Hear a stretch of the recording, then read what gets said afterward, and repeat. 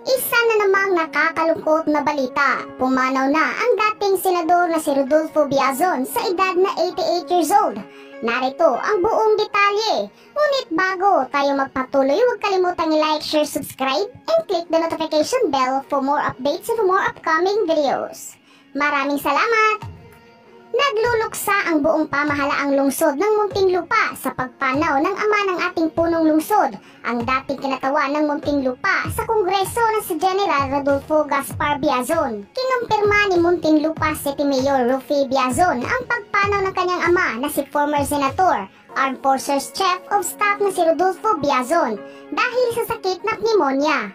Napakalungkot na i-anunsyo sa lahat na pumanaw na ang aking ama nitong araw ng Lunes, Independence Day kaninang alas 8 ng umaga. Sa mga hindi nakakaalam, ang papa ko po ay na-diagnose ng lung cancer nitong July 2022.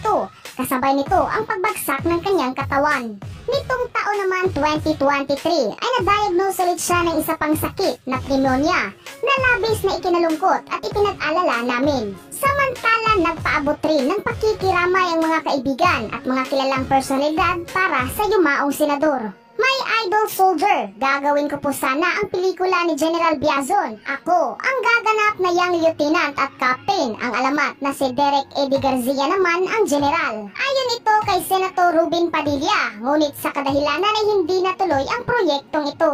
One of the best senator of the Philippine Senate. Rest in peace, Senator Pong. Condolence, Biazon family. Condolence to the family. He was a statesman and a good leader. Mabuhay ka, Senator Biazon. Paalam, former Senator Pong. Magpaabot po tayo ng pakikiramay para sa mga kaanak ng ating minamahal na dating congressman at Senador Rodolfo Pong Biazon. Hindi po namin malilimutan ang iyong kontribusyon at pagmamahal, hindi lamang sa mga Muntinlupeño, kundi sa sambayanang Pilipino.